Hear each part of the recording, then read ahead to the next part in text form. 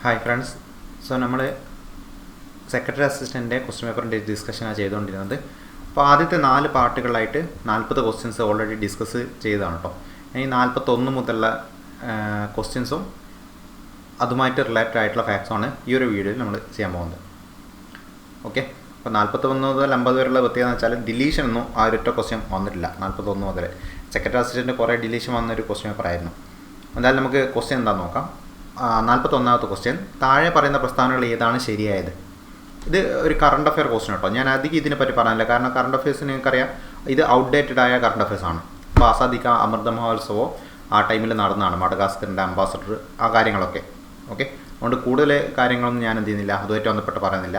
ഇതിൻ്റെ answer option D ആണ്. എല്ലാം ശരിയാണ്. ശരിക്കും ഇതിൽ പറഞ്ഞിരിക്കുന്ന 3 സ്റ്റേറ്റ്മെൻറ്റ് ഒന്നാണ് ശരിയായിട്ടുള്ള സ്റ്റേറ്റ്മെൻ്റ് ആണ്.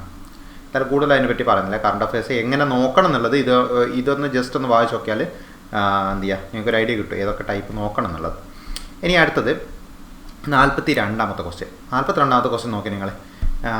ഇതിൽ ആർട്സ് കൾച്ചറുമായിട്ട് ബന്ധപ്പെട്ട് നിങ്ങൾക്ക് ആർട്സ് കൾച്ചർ സ്പോർട്സ് അതിൽ മിക്കവാറും ചോദിക്കുന്ന ക്വസ്റ്റ്യൻസും എന്ത് തന്നെയാണ്, കറണ്ട് അഫെയർസ് ചോദിക്കുന്നുണ്ട്. കറണ്ട് അഫെയർസ് അല്ലാത്ത 1-2 ക്വസ്റ്റ്യൻസ് എന്ത് ചെയ്യാറുണ്ട്, ഈ സ്റ്റാറ്റിക് ജി കെ എന്ന് വരാറുണ്ട്. ആ സ്റ്റാറ്റിക് ജി കെ എന്ന് പറഞ്ഞൊരു ക്വസ്റ്റ്യനാണ് ഇത്. അപ്പോൾ ഏതാ ക്വസ്റ്റ്യൻ? വരയരങ്ങിനെക്കുറിച്ച് താഴെ പറയുന്നവയിൽ ഏതാണ് ശരിയായിട്ടുള്ളതെന്നാണ് ക്വസ്റ്റ്യൻ. അപ്പോൾ വരയരങ്ങ് കേരളത്തിൽ നിന്നുള്ള എന്താണ് ഒരു തനത് കലാരൂപമാണ്. ഓക്കെ, അത് ശരിയായിട്ടുള്ള സ്റ്റേറ്റ്മെൻ്റ് ആണ്. 42ാമത്തെ ക്വസ്റ്റ്യനിലെ ഓപ്ഷൻ ഫസ്റ്റ് സ്റ്റേറ്റ്മെൻറ്റ് എന്താണ് ശരിയാണ്. ഇനി cartoon stage show high speed ഡ്രോയിങ്ങിനോടൊപ്പം എന്ത് ചെയ്യുന്നുണ്ട്, കവിത, ഉപകഥകൾ, സോഷ്യോ പൊളിറ്റിക്കൽ, ആക്ഷേപഹാസ്യം എന്നിവയുടെ സംയോജനം കൂടിയാണിത്.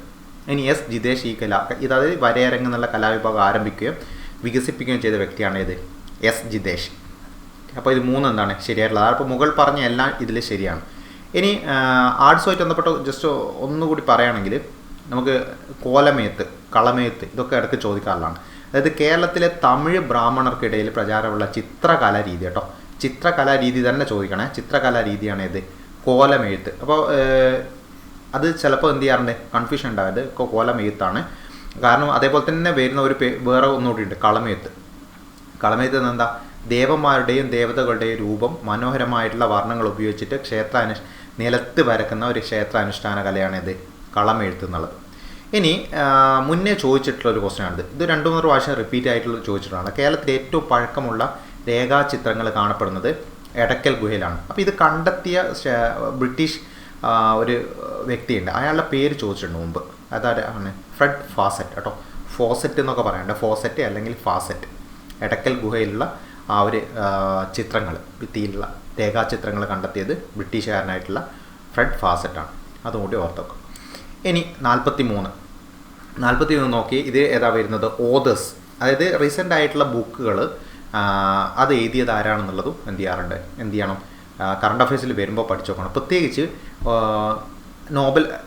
നോബൽ പ്രൈസ് പോലെയല്ല, നോബൽ പ്രൈസ് അല്ലാതെ തന്നെ ഒത്തിരി സാഹിത്യ ഇത് പുരസ്കാരങ്ങൾ കൊടുക്കാറുണ്ട്. അപ്പോൾ സാഹിത്യ പുരസ്കാരങ്ങൾ ഏതെങ്കിലും മലയാളികൾക്ക് കിട്ടിയിട്ടുണ്ട്, പ്രത്യേകിച്ച് എന്ത് ചെയ്യണം, അത് നോട്ട് ചെയ്ത് വെച്ചിട്ട് നോക്കണം. അപ്പോൾ നോവൽ എഴുത്തുകാരനെ താഴെ പറയുന്ന ജോഡികൾ പരിശോധിക്കാനാണ്. അപ്പോൾ ഇതിലുള്ള ഏകദേശം ശരിയാണ്. അപ്പോൾ സമുദ്രശീല സുഭാഷ് ചന്ദ്രനാണ്. സമുദ്രശീലൊക്കെ കുറച്ചുകൂടി ഫേമസ് ആണ്. പിന്നെ മീശ എസ് ഹരീഷ്, ഇത് ഒത്തിരി ഫേമസ് ആണ്. എത്രയോ JCB അവാർഡും അങ്ങനെ ഒത്തിരിയോ അവാർഡുകൾ കിട്ടിയിട്ടുണ്ട് മീശയ്ക്ക്. പിന്നെയുള്ളത് സ്കാവഞ്ചർ, അത് GR ഇന്ദുഗോപൻ എഴുതിയതാണ് സ്കാവഞ്ചർ. പിന്നെ സൂസന്നയുടെ ഗ്രന്ഥപുര എന്നുള്ളത് KR മീരയുടേതല്ല, അത് അജയ് പി മങ്ങാടിൻ്റെ ബുക്കാണ് സൂസന്നയുടെ ഗ്രന്ഥപുര എന്നുള്ളത്. KR അത് ഇതുപോലെ ഇതിൽ ഏകദേശം സുഭാഷ് ചന്ദ്രൻ്റെ ബുക്കുകൾ പുതിയ വന്നാൽ, S ഹരീഷിൻ്റെ വന്നാൽ, KR മീരയുടെ വന്നാൽ, ഇവരൊക്കെ കാരണം ഇപ്പോൾ മലയാളത്തിലെ ഏറ്റവും മുൻപന്തിയിൽ നിൽക്കുന്ന സാഹിത്യകാരന്മാരിൽ വരുന്നതാണ്. അപ്പോൾ അവരുടെയൊക്കെ പുതിയ ബുക്കുകൾ ഇറങ്ങി കഴിഞ്ഞാൽ എന്ത് ചെയ്യണം, അത് നോട്ട് ചെയ്ത് നോക്കണം. പിന്നെ കുറച്ച് ബുക്കുകൾ ഞാൻ പറഞ്ഞുതരാം. അതെന്തായാലും വരുന്ന ഒരു 1-2 വർഷത്തേക്ക് ഇതൊന്നൊരു ഒരു ഇമ്പോർട്ടൻ്റ് ആണ്. വൈ വി ഡൈ എന്നുള്ളത് ആരുടെ ബുക്കാണ്, വെങ്കിട്ട രാമകൃഷ്ണൻ്റെ ബുക്കാണ്. വെങ്കിട്ട രാമകൃഷ്ണൻ്റെ പ്രത്യേകത എന്താ, രസാന്തത്തിലുള്ള നോബൽ സമ്മാനം കിട്ടിയതാണ് 2009. മൂപ്പരുടെ ബുക്കാണ് വൈ വി ഡൈ കേട്ടോ. വെൻ വി ഡൈ അല്ല, വൈ വി ഡൈ. ഇനി അടുത്തത് അരവിന്ദ് പനഗരിയ, അതും നിങ്ങൾ കേട്ടിട്ടുണ്ടോ, ഫിനാൻസ് കമ്മീഷൻ ചെയർമാനായിരുന്നു മുമ്പുള്ള. ഇന്ത്യാസ് ട്രേഡ് പോളിസി, അദ്ദേഹത്തിൻ്റെ റീസെൻ്റ് ആയിട്ടുള്ള ബുക്കാണ് ഇന്ത്യാസ് ട്രേഡ് പോളിസി. ഇനി കേരളത്തിലെ ഒരു കലാകാരൻ്റെ ബുക്ക് പറയുകയാണെങ്കിൽ കോട്ടക്കൽ ശിവരാമൻ്റെ ആത്മകഥയാണ് സ്ത്രൈണം. ഇത് നല്ല ഇമ്പോർട്ടൻ്റ് കേട്ടോ. ഏതെങ്കിലും ഒരു ക്വസ്റ്റ്യൻ പേപ്പറിൽ നല്ല ചാൻസ് ഉള്ളതാണ് സ്ത്രൈണം. കഥകളി കലാകാരനാണ് ഈ കോട്ടക്കൽ ശിവരാമൻ്റെ ബുക്കാണ് ഇത് ആത്മകഥയാണ് ഇത്, സ്ത്രൈണം എന്നുള്ള ആത്മകഥ. ഇനി 44-ാമത്തെ ക്വസ്റ്റ്യൻ. ഓക്കെ, 44-ാമത്തെ ക്വസ്റ്റ്യൻ നോക്കി. 44-ാമത്തെ ക്വസ്റ്റ്യന് അതുമായിട്ട് റിലേറ്റഡ് ആയിട്ടുള്ള ഒത്തിരി പ്രാവശ്യം മുമ്പ് ചോദിച്ചിട്ടുണ്ട്. ഈ പത്ര മാഗസിൻ കേരളത്തിൽ ഇറങ്ങിയിട്ടുള്ളതിൽ വെച്ചിട്ട് പത്ര മാഗസിനുള്ള സെഷനൊക്കെ ചോദിക്കാറുണ്ട്.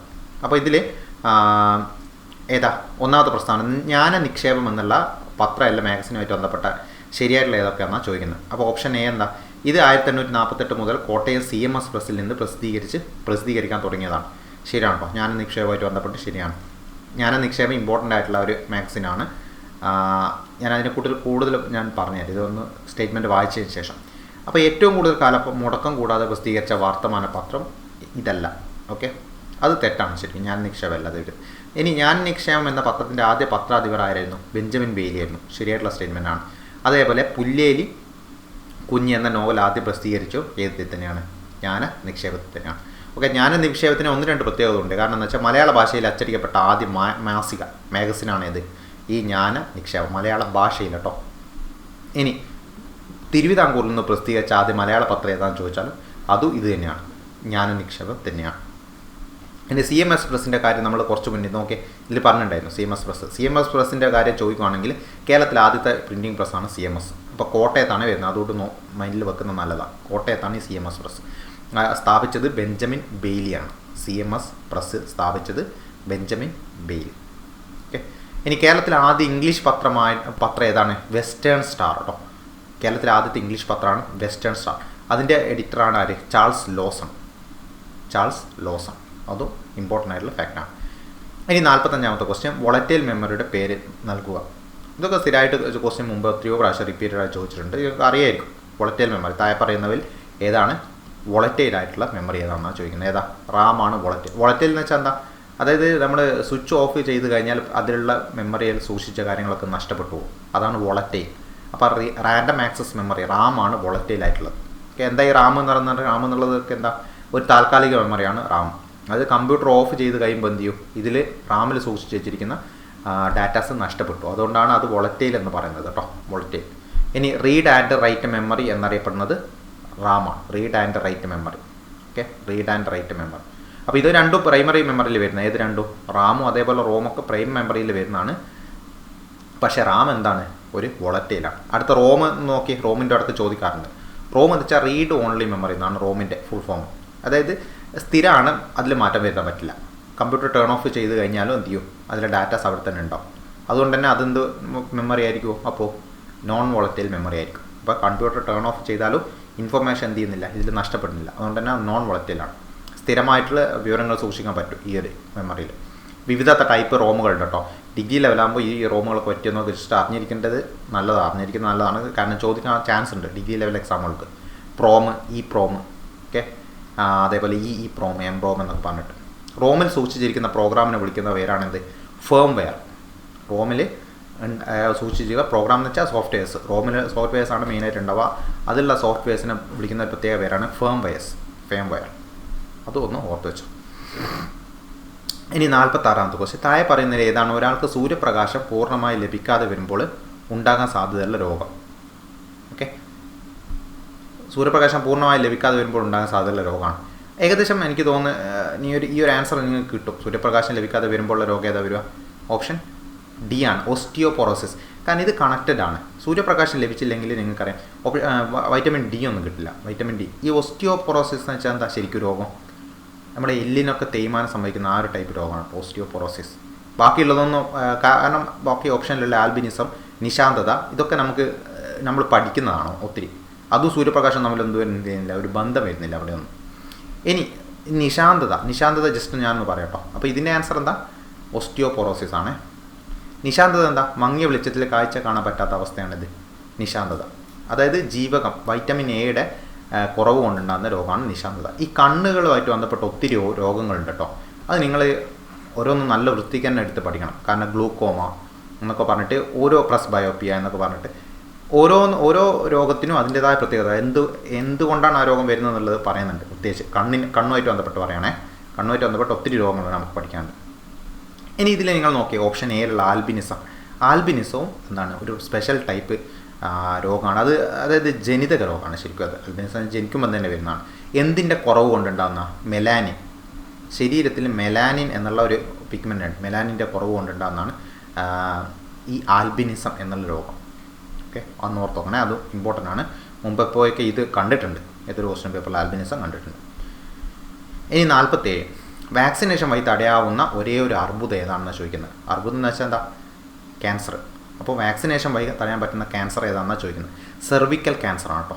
വാക്സിനേഷൻ വഴി തടയാൻ പറ്റുന്ന ഒരേ ഒരു അർബുദം മാത്രമേ ഉള്ളൂ, സെർവിക്കൽ. അപ്പോൾ വാക്സിനേഷൻ സെർവിക്കൽ. ഓക്കെ, അങ്ങനെ തന്നെ ഓർത്ത് വെച്ചാൽ മതി. Okay, vaccination cervical. ഇനി ക്യാൻസറുമായിട്ട് ബന്ധപ്പെട്ട രോഗവുമായിട്ട് ബന്ധപ്പെട്ട ചികിത്സാ രീതിയെ പറ്റി പറയുന്ന പേരാണ് ഓങ്കോളജി ഡിപ്പാർട്ട്മെൻറ്റൊക്കെ എന്നൊക്കെ നിങ്ങൾ കേട്ടിട്ടുണ്ടാവും. ഓങ്കോളജി. ഈ ക്യാൻസറുമായിട്ട് ബന്ധപ്പെട്ട് പറയുകയാണെങ്കിൽ കുറച്ച് കാര്യങ്ങൾ ഡിഗ്രി ലെവലിലാകുമ്പോൾ കുറച്ചുകൂടി ഡീപ്പിലൊക്കെ ചിലപ്പോൾ ചോദിക്കാനുള്ള ചാൻസ് ഉണ്ട്. അപ്പോൾ 1-2 ഫാക്ടർ കൂടി ഞാനൊന്ന് പറഞ്ഞിട്ട് പോവാണ്. ഈ ക്യാൻസർ സെല്ലുകൾ ഉണ്ടാവില്ല, അതായത് അർബുദത്തിൻ്റെ കോശങ്ങൾ, അത് രക്തത്തിലൂടെ വിവിധ കലകളിലേക്ക് എത്തും, ടിഷ്യൂസിലേക്ക് എത്തും. അങ്ങനെ ശരീരത്തിൽ ഇവ എത്തിപ്പെടുന്ന ഭാഗങ്ങളിലെല്ലാം തന്നെ എന്ത് ചെയ്യും? പുതിയ ട്യൂമറുകൾ ഉണ്ടാവും. ഓക്കെ, പുതിയ ട്യൂമർ ഉണ്ടായിക്കഴിഞ്ഞ് കഴിഞ്ഞാൽ ഇങ്ങനെയുള്ള ഈ ഒരു സ്വഭാവ സവിശേഷത പറയുന്ന പേരാണെന്ത്? മെറ്റാസ്റ്റാസിസ്. Okay, metastasis. അപ്പോൾ മെറ്റാസ്റ്റാസിസ് എന്തുമായിട്ട് ബന്ധപ്പെട്ടാണെന്ന് ചോദിച്ചു കഴിഞ്ഞാൽ ഓർത്ത് വെക്കണേ, ഈ ട്യൂമറുകൾ രൂപപ്പെടുന്ന, ശരീരഭാഗത്തൊക്കെ ട്യൂമറുകൾ രൂപപ്പെടുന്ന സവിശേഷത, അതാണ് മെറ്റാസ്റ്റാസിസ്. ഇനി ക്യാൻസർ ബാധിക്കാത്ത ശരീരഭാഗം ചോദിക്കാറുണ്ട്, സ്ഥിരമായിട്ട് ചോദിക്കുന്ന ക്വസ്റ്റ്യനാണ് ഹൃദയത്തിന് എന്ത് ചെയ്യില്ല? ക്യാൻസർ ബാധിക്കില്ല. അതേപോലെ അൾട്രാ വയലറ്റ് കിരണങ്ങൾ അധികമായി ഏൽക്കുന്നത് കൊണ്ട് ഈ സ്കിന്നിനുണ്ടാകുന്ന അർബുദമാണ് എന്ത്? Malignant melanoma. Okay, malignant melanoma എന്നുള്ളത് ഓർത്ത് വെക്കണം, മെലനോമ. അൾട്രാ വയലറ്റ് കിരണങ്ങൾ അധികമായിട്ട് കൊള്ളുന്നതുകൊണ്ടാണ് അത് വരുന്നത്. ഇനിയും അടുത്ത ഒന്നുകൂടി കേട്ടോ, സെറാവാക്ക് മുമ്പ് എനിക്ക് തോന്നുന്നു ഒരു പ്രാവശ്യം ഞാൻ ചോദിച്ചിട്ടുണ്ട് സെറാവാക്ക് എന്താണെന്നുള്ളത്. സെർവിക്കൽ ക്യാൻസർ പ്രതിരോധത്തിന് ഇന്ത്യ പുറത്തിറക്കിയ ആദ്യത്തെ തദ്ദേശീയമായിട്ടുള്ള QHV, അതായത് ക്വാഡ്രിവാലൻ്റ് ഹ്യൂമൻ പാപ്പില്ലോ വൈറസ് വാക്സിനാണ് എന്ത്? സെറാവാക്ക്. അതാണ് ഇവിടെ ചോദിച്ചിരിക്കുന്നത് കേട്ടോ. ഇതാണ് അതിൻ്റെ വാക്സിനാണിത്. ഏതിൻ്റെ? സെർവിക്കൽ ക്യാൻസറിൻ്റെ ബന്ധപ്പെട്ട വാക്സിനാണിത്. അപ്പോൾ സെർവിക്കൽ ക്യാൻസറുമായിട്ട് ബന്ധപ്പെട്ടുള്ള വാക്സിനാണ് ഏത്? ഈ സെറാവാക്ക്. സെർവിക്കൽ ആ പേരിൽ തന്നെ ഉണ്ട്, സെർവിക്കൽ വാക്സിൻ എന്നുള്ളതാണ്. അപ്പോൾ സെർവിക്കൽ ക്യാൻസർ എന്നുള്ളതാണ് ഈ സെർവിക്കൽ വാക്സിൻ എന്നുള്ളത് എന്ത് ചെയ്താൽ മതി? മൈൻഡിൽ ഓർത്ത് വെച്ചാൽ മതി, എന്നാൽ കിട്ടും. ഇനി 48ാമത്തെ ക്വസ്റ്റ്യൻ, BPL രോഗികളെ ആശുപത്രിയിൽ പ്രവേശിപ്പിക്കാൻ സഹായം വാഗ്ദാനം ചെയ്യുന്ന കേരള സർക്കാർ പദ്ധതി. ഇത് നിങ്ങൾ പറയണം, കാരണം ഇത് തന്നെ ഒത്തിരി പ്രാവശ്യം നമ്മൾ ഡിസ്കസ് ചെയ്താണ്. ഓരോ ക്വസ്റ്റ്യൻ പേപ്പർ വരുമ്പോൾ ഏകദേശം ഈ സാധനം കാര്യം വരാറുണ്ട്. ഈ സ്കീം ഏതാ? കാരുണ്യ ആരോഗ്യ സുരക്ഷാ പദ്ധതി കേട്ടോ. ഒത്തിരിയോ പ്രാവശ്യം റിപ്പീറ്റ് ചെയ്താണ് ഈ കാരുണ്യ ആരോഗ്യ സുരക്ഷാ പദ്ധതി. ഏതെങ്ങനെ ചുരുക്കത്തിൽ വിളിക്കുക? KASP, കാരുണ്യ ആരോഗ്യ സുരക്ഷാ പദ്ധതി. എനിക്ക് തോന്നുന്നു സെക്രട്ടറിൻ്റെ പ്രിലിംസ് ഏതൊരു ഘട്ടത്തിൽ KASPൻ്റെ ഫുൾ ഫോം ചോദിച്ചിട്ടുണ്ടായിരുന്നു കേട്ടോ. കാരുണ്യ ആരോഗ്യ സുരക്ഷ, അന്ന് കാരുണ്യൊക്കെ പകരം കേരള എന്നൊക്കെ തന്നിട്ടുണ്ടായിരുന്നു ഫുൾ ഫോമിൽ. അപ്പോൾ ഇത് നന്നായിട്ട് ഓർത്ത് വെച്ചോ. കാരുണ്യ ആരോഗ്യ സുരക്ഷാ പദ്ധതി എന്നുള്ളതാണ് KASP. അതായത് സാമ്പത്തികമായി പിന്നോക്കം നിൽക്കുന്ന കുടുംബങ്ങൾക്ക് പ്രതിവർഷം എന്ത് ചെയ്യുന്നുണ്ട്? 5 ലക്ഷം രൂപ ആരോഗ്യ പരിരക്ഷയായിട്ട് നൽകുന്ന ഒരു പദ്ധതി കൂടിയാണ് ഈ KASP. പിന്നെ ഈ മെഡിക്കൽ സ്കീംസ് പറയുകയാണെങ്കിൽ നമുക്ക് ഒരിക്കലും ഒഴിവാക്കാൻ പറ്റാത്ത ഒന്ന് ആർദ്രം. ഓക്കെ, സർക്കാർ ആശുപത്രികളിലെ അടിസ്ഥാന സൗകര്യം സേവനം മെച്ചപ്പെടുത്താൻ വേണ്ടിയിട്ട് കൊണ്ടുവന്നാണ് ഇത് ആർദ്രം മിഷൻ എന്നാണ് പറയുക. അത് നവകേരള എന്നുള്ള വലിയൊരു പദ്ധതിൻ്റെ കീഴിൽ വരുന്നതാണ് ഈ ആർദ്രം മിഷൻ. ഇനി ടെലിമെഡിസിൻ, നമുക്ക് ഫോൺ ചെയ്തിട്ട് എന്ത് ചെയ്യാം? ഡോക്ടറെ കൺസൾട്ട് ചെയ്യുക. അങ്ങനെയുള്ള സംസ്ഥാന സർക്കാരിൻ്റെ പദ്ധതിയാണ് ഈ സഞ്ജീവനി. അപ്പോൾ എന്ന് കേൾക്കുമ്പോൾ തന്നെ എനിക്കത് മനസ്സിലാണ്. എന്ന് വെച്ചാൽ എന്താ? ഇലക്ട്രോണിക് ആണ്. അതായത് നമുക്ക് ഫോൺ ചെയ്തിട്ട് എന്ത് ചെയ്യാം? മെഡിക്കൽ കൺസൾട്ടൻസി നേരം. ഇനി ഏറ്റവും കൂടുതൽ പ്രാവശ്യം റിപ്പീറ്റ് ചെയ്ത ക്വസ്റ്റ്യനാണ് ഇത് ആരോഗ്യ കിരണം. 18 വയസ്സിന് താഴെയുള്ള കുട്ടികൾക്ക് ദേശീയ ശിശുജന ആരോഗ്യ പദ്ധതി കീഴിൽ വരാത്ത അപകടങ്ങൾ ഉൾപ്പെടെയുള്ള അസുഖങ്ങൾക്ക് സൗജന്യ ചികിത്സ ലഭ്യമാക്കുന്ന കേരള സർക്കാർ പദ്ധതിയാണിത് ആരോഗ്യ കിരണം. അതിങ്ങനെ തന്നെയാണ് ചോദിക്കുക. 18 വയസ്സിന് താഴെയുള്ള കുട്ടികൾക്ക് വേണ്ടിയുള്ളതായിട്ട് ബന്ധപ്പെട്ട സ്കീം ഏതാണെന്ന് ചോദിച്ചിട്ട് ഒത്തിരിയോ പ്രാവശ്യം PSC ആരോഗ്യ കിരണം എന്ത് ചെയ്തിട്ടുണ്ട്? റിപ്പീറ്റ് ചെയ്തിട്ടുണ്ട്. അത് നിർബന്ധമായിട്ട് പഠിച്ചു വെക്കാം. ഇനി 49ാമത്തെ ക്വസ്റ്റ്യൻ, ഹൃദയ സംബന്ധമായ അസുഖങ്ങളെക്കുറിച്ച് അവബോധം സൃഷ്ടിക്കുന്നതിനുള്ള ലോക ഹൃദയ ദിനാചരണം എന്ന് നടക്കുന്നു. ഓക്കെ, വേൾഡ് ഹാർട്ട് ഡേ അതാണ് ഉദ്ദേശിക്കുന്നത്. ദിനാചരണം എത്രയാ? 49 ഏതാ ആൻസർ? ഓപ്ഷൻ B ആണ് അല്ലേ? 49 ഓപ്ഷൻ B. സെപ്റ്റംബർ 29 ഇത് ലോക ഹാർട്ട് ഡേ. ഇനി ഇതിലൊക്കെ ഓരോരോ ഡേ ആണ് കേട്ടോ. ഓരോ ഡേ എന്ന് വെച്ചാൽ മാർച്ച് 3. ഓക്കെ, മാർച്ച് 3 ഓപ്ഷൻ A മാർച്ച് 3 ഇമ്പോർട്ടൻ്റാണ്. വേൾഡ് വൈൽഡ് ലൈഫ് ഡേ ചോദിക്കാറുണ്ട്. ഇനി നവംബർ 11 നിങ്ങൾക്ക് അറിയായിരിക്കും. നിങ്ങൾക്ക് അറിയാവുന്ന ഒന്നുണ്ട്, എന്താണ്? Children's day. അല്ലാത്ത ഒന്നുകൂടി ഉണ്ട്, പ്രമേഹ ദിനവും ചിൽഡ്രൻസ് ഡേയും ഒരേ ദിവസമാണ്, നവംബർ 14. ഇനി മെയ് 24 അത്ര ഇമ്പോർട്ടൻ്റ് അല്ല. ദേശീയ രക്തദാന ദിനം ഇടയ്ക്ക് ചോദിക്കുന്ന ഒരു സാധനമാണ്, ഒക്ടോബർ 1 കേട്ടോ. ഒക്ടോബർ 1 ദേശീയ രക്തദാന ദിനം. ഇനി ലോക ജനസംഖ്യാ ദിനം അടക്കം റിപ്പീറ്റ് ചെയ്യുന്നതാണ് ജൂലൈ 11.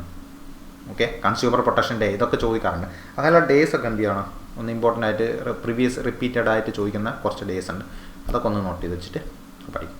ഇനി 50ാമത്തെ ക്വസ്റ്റ്യൻ കേട്ടോ. 50ാമത്തെ ക്വസ്റ്റ്യൻ ഫിസിക്സ് ആണ്. ആപേക്ഷിക ശക്തിയുടെ അടിസ്ഥാനത്തിൽ ആരോഹണ ക്രമത്തിൽ 4 അടിസ്ഥാന ശക്തികളെ ക്രമീകരിക്കാൻ വേണ്ടിയിട്ടാണ് പറഞ്ഞിരിക്കുന്നത്. ആരോഹണ ക്രമത്തിൽ എന്ന് വെച്ചാൽ എന്താ, അതായത് ശക്തി കുറഞ്ഞതിൽ നിന്ന് കൂടിയതിലേക്ക് എന്ത് ചെയ്യണം, ഈ ഒരു ഫോഴ്സിനെ തരംതിരിച്ച് എഴുതണം. അപ്പോൾ ഏറ്റവും ശക്തി കുറഞ്ഞ ശരിക്കും പറഞ്ഞാൽ ഗ്രാവിറ്റേഷണൽ ഫോഴ്സാണ് ഏറ്റവും പ്രകൃതിയിലെ ശക്തി കുറഞ്ഞത്. പിന്നെ അതിലും ശക്തി കൂടുതലാണ് ഇത് ന്യൂക്ലിയർ തന്നെ 2 ഫോഴ്സ് ഉണ്ട്. ന്യൂക്ലിയർ വീക്ക് ഫോഴ്സ് ഉണ്ട്, ന്യൂക്ലിയർ സ്ട്രോങ് ഫോഴ്സ് ഉണ്ട്. പിന്നെ അതിലും ശക്തി കൂടിയതാണ് ഇലക്ട്രോ മാഗ്നറ്റിക് കേട്ടോ. ഇലക്ട്രോ മാഗ്നറ്റിക് ഫോഴ്സ് ഏറ്റവും ശക്തിയുള്ളതാണ് ന്യൂക്ലിയർ സ്ട്രോങ്. ഓക്കെ, അപ്പോൾ ഓർത്ത് വെക്കണം. കാരണം നിങ്ങൾ നോക്കിയേ, ഈ ന്യൂക്ലിയർ ഫോഴ്സ് എന്ന് വെച്ചാൽ എന്താ, ഇപ്പം ഒരു ന്യൂക്ലിയസ് എടുക്കുകയാണെങ്കിൽ അതിന് ചുറ്റും ആറ്റങ്ങളെ എന്ത് ചെയ്യുന്നുണ്ട്, ആ ന്യൂക്ലിയസ് പിടിച്ചു വെക്കുന്നുണ്ട്, ആറ്റങ്ങളൊന്നും വിട്ടു പോകുന്നില്ലല്ലോ. അപ്പോൾ നിങ്ങളത് അത്രയും സൂക്ഷ്മമായിട്ടുള്ള ഒരു ഇതിൽ അത്രയും സ്ട്രോങ് ആയിട്ടുള്ള ഫോഴ്സ് ഉണ്ടെങ്കിൽ ഈ ഇലക്ട്രോൺസൊക്കെ എന്ത് ചെയ്യും, അതിൽ തന്നെ നിൽക്കും, ആ ഓർബിറ്റിൽ കറങ്ങി നിൽക്കും. അപ്പോൾ ആ ന്യൂക്ലിയർ അതാണ് ഏറ്റവും സ്ട്രോങ് ആയിട്ടുള്ള ഫോഴ്സ് സ്ട്രെങ്ത് വെച്ച് നോക്കുമ്പോൾ. അപ്പോൾ അത് മൈൻഡിലെല്ലാം വേണേ, ന്യൂക്ലിയർ ഫോഴ്സ് എന്നുള്ളത് ഏറ്റവും സ്ട്രോങ്ങസ്റ്റ് ഫോഴ്സ് ആണെന്നുള്ളത്. അതുപോലെ ഗ്രാവിറ്റേഷൻ നടന്ന ഒരു വീക്ക് ഫോഴ്സുമാണ് ഗ്രാവിറ്റേഷൻ. നമ്മൾ പക്ഷേ ഫിസിക്കലി ചിന്തിച്ച് കഴിഞ്ഞാൽ നമ്മളെല്ലാം ഇപ്പോൾ അനുഭവപ്പെടുന്ന ഗ്രാവിറ്റേഷൻ ഫോഴ്സ് ആയതുകൊണ്ട് അതൊരു വലിയ സ്ട്രോങ് ഫോഴ്സ് ആണെന്ന് നമ്മൾ എന്ത് ചെയ്യും, മൈൻഡിൽ തെറ്റിദ്ധരിക്കും. അങ്ങനെ ഒരു ചാൻസ് ഉണ്ട് അതിന്. അപ്പോൾ 50 ക്വസ്റ്റ്യൻ ഇതാണ്. ഇനി നമുക്ക് 51 മുതലുള്ളത് എന്ത് ചെയ്യാം, 51 മുതൽ അടുത്തൊരു പാർട്ടിലാക്കിയിട്ട് ചെയ്യാം. Okay, by.